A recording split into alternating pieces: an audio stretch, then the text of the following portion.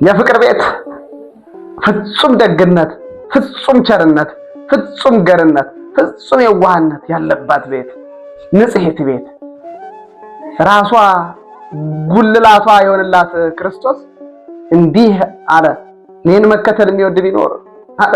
አየው ነፃ ፈቃድ፣ አየው ነፃ ፈቃድ ያለባት ቤት፣ ወደህ ፈቅደህ ሳትገደድ የምትኖርባት ቤት፣ የምትከተላት የምትኖርባት ሕይወት የሆነችልህ ንጽሕት ቤት እና የኔን ሐሳብ ተከተል ብላ ማታስገድድ፣ አንገት የማትቆርጥ፣ በጥይት የማትደበድብ፣ በሰው ላይ ዘግናኝ ድርጊት የማትፈጽም፣ ግደልልኝ ብላ ሰራዊት የማታሰማራ የቸርነት፣ የደግነት፣ የርህራሄ፣ የእዝነት ቤት ኦርቶዶክሳዊት ተዋሕዶ ቤተክርስቲያን። ልብ በል፣ ግደልልኝ ብላ ሰራዊት የማታሰማራ አያትችን ቤት ከፈጣሪ ጋር የምታገናኝ እውነተኛ መንገድ ስለሆነች በፍጹም በርህራሄ በእዝነት ልጆቿን ተንከባክባ አቅፍ አድርጋ ትይዛለች። የቤተክርስቲያን ጠላት ሆይ ትሰማለህ? ነብይህ ምን እንደሚል ታስታውሳለህ? አጥፋቸው፣ ግደላቸው፣ አንገታቸውን ቁረጣቸው። አየህ፣ የኛ ቤተክርስቲያን ግን የበደለ ሰው ቢኖር፣ ያጠፋ ሰው ቢኖር፣ የተሳሳተ ሰው ቢኖር በሕይወተ ሥጋ እያለ ንስሐ የሚገባበትን የንስሐ ዕድሜ እንዲሰጠው እረኞቿ ይጸልያሉ፣ ይለምናሉ፣ ያስተምራሉ። እንዲያ ነው። አየህ፣ አንተ ግን እድል አትሰጥ፣ አንገት ትቆርጣለህ። ነብይህም ጨካኝ ነበረ። ይህን ጭካኔ ከየት ተማርከው? ከዛ ከሐሰተኛ ነብይ። ያ ሐሰተኛው ነብይ የፈለጋቸውን ሴቶች ያገባ ነበረ። መጽሐፉም ስለ ዝሙት ነው። መጽሐፉም ስለ መግደል ነው። የጠላቸውን ይገል ነበረ። አያ ሰላምን ነው የምንሰብክ ስላለህ በሃይማኖት ሰበብ እያየንህ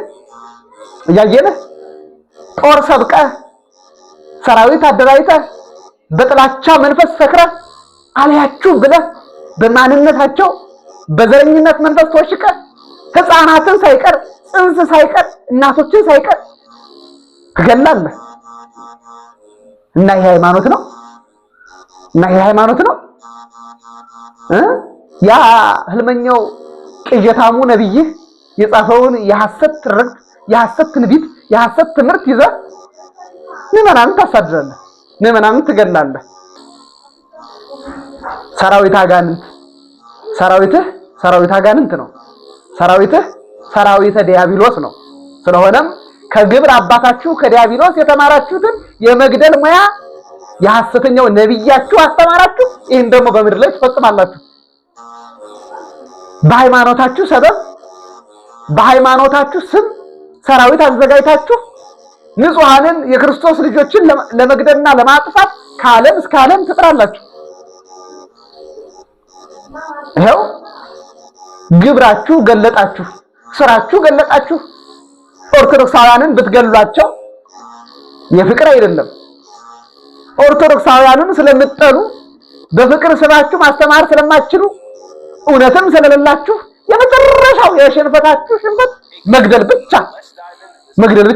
እዚህች ቤት ብትመጣ ግን እስከ መጨረሻው ፍቅታ ድረስ ላባቸውን ጠፍ አድርገው ደክማቸው ሳይሰለቹ እስከ መጨረሻው ድረስ ሊቃውንቱ ሳይሰለቹ ያስተምሩሃል እንጂ እንግደል አይሉም። ወደዚህች ቤት ብትመጣ ያልገባህ ቢኖር የሐሳብ ልዩነት ቢኖርህ ሊቃውንቱ አንተን ጥግ ድረስ ባለመሰልቸት ባለመድከም ያስተምሩሃል እንጂ ይሄንን ካልተቀበልክ ብለው አንገትህን እንቁረጥህ ከጎን በጥይት እንምታ አይሉህም። አገላምጠው እንኳን አያዩህም። በጥላቻ እንኳን አያዩህም። በፍቅር አይን ያዩሃል። አስተምረው ለመመለስ ይሞክራሉ። ካልቻሉ ይጸልዩልሃል። አይነ ልቦና እንዲበራ አብዝተው ይጸልዩልሃል እንጂ አያሳድዱህም፣ አይገድሉህም።